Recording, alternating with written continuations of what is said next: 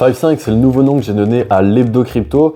Donc je vais te résumer les 5 actualités crypto de la semaine en 5 minutes. Donc si le format te plaît, laisse-moi un petit commentaire parce que j'étais en pleine réflexion malheureusement pour arrêter l'hebdo crypto. Donc s'il y a trop peu d'intérêt pour ce format d'ici fin 2022, je vais l'arrêter pour repartir sur des vidéos plus traditionnelles. Voilà, merci d'avance pour ton soutien et on va pouvoir commencer la vidéo. La première news, c'est un partenariat entre Cycle, l'émetteur du stablecoin USDC, et Apple Pay qui vient de se lier.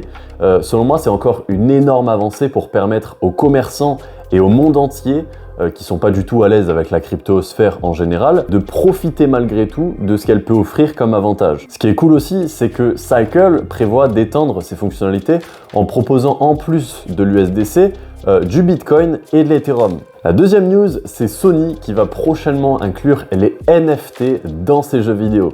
Ils viennent de déposer un brevet qui parle clairement de blockchain et de NFT, sans pour autant d'ailleurs les écrire dans leur brevet. Donc je ne sais pas du tout dans quel but ils les ont pas mentionnés. Ils ont plutôt parlé de biens numériques et ils ont annoncé que ça concernerait d'ailleurs tout type d'objets comme des personnages, des équipements, des objets et ainsi de suite, tout ce qu'on peut retrouver en fait dans les jeux. Donc tous ces biens numériques seront délivrés avec un grand livre qui retrace l'historique du bien, ce qui va permettre en fait toutes sortes d'utilisations comme on a l'habitude de voir avec les NFT. Donc par exemple, une star a détenu tel NFT, justement parce qu'elle a été détenue par cette star-là, elle va valoir beaucoup plus cher que si elle avait été détenue par Jean Mouloud Cotentin, tu vois. Bon, ça c'est qu'un seul exemple parmi tant d'autres. Il n'y a pas que des exemples de prise de valeur grâce à la notoriété de la personne, il y a plein d'autres styles d'exemples. Si tu connais un petit peu les NFT, je pense que tu peux en trouver des tonnes d'autres. D'ailleurs, en parlant de NFT, Sony a déjà un partenariat avec Theta Labs qui est en plein dans le Web 3 et dans les NFT. Donc ça promet pour l'avenir, je pense. Troisième, les régulateurs européens sont de plus en plus clairs sur leurs intentions. Ils souhaitent probablement tout bonnement interdire les crypto-monnaies qui permettent l'anonymat, comme par exemple le Zcash, le Monero ou le Dash. Donc on a appris tout ça dans un document qui a fuité de l'Union européenne.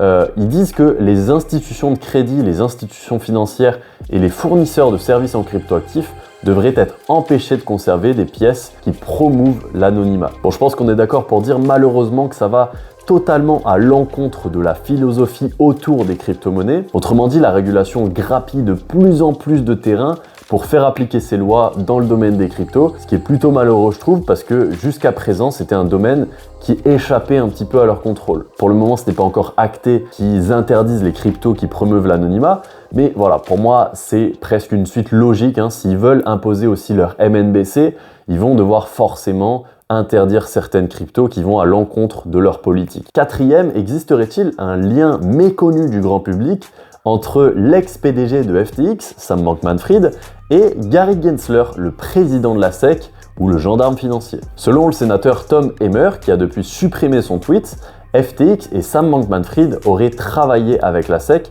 afin d'obtenir un monopole réglementaire auprès du gendarme américain. Ce terme déjà monopole réglementaire, selon moi, il fait très peur et bon, je l'ai pas assez bien compris pour te l'expliquer, mais je te laisserai faire tes petites recherches si ça t'intéresse. Et il y a autre chose, c'est que le père de Caroline Ellison, la PDG d'Alameda Research, et ex-compagne de Sam Bankman-Fried, aurait des liens directs avec Gary Gensler. Et il y a aussi, pour te dire, ils sont partis tellement loin qu'ils ont étudié tout l'arbre généalogique de SBF. C'est la mère de SBF qui aurait travaillé pour Hillary Clinton, d'où la question de lien éventuel avec le Parti démocrate, parce que je te rappelle que SBF, c'était le 3e plus gros donateur du Parti démocrate. 5e news, toujours sur FTX, malheureusement, il entraîne tout le marché dans sa chute et pas seulement le Bitcoin et les autres cryptos qui vont probablement se relever plus fort, mais il y a aussi des acteurs plus centralisés et donc plus faibles, je pense, comme BlockFi, qui avait été aidé par FTX cet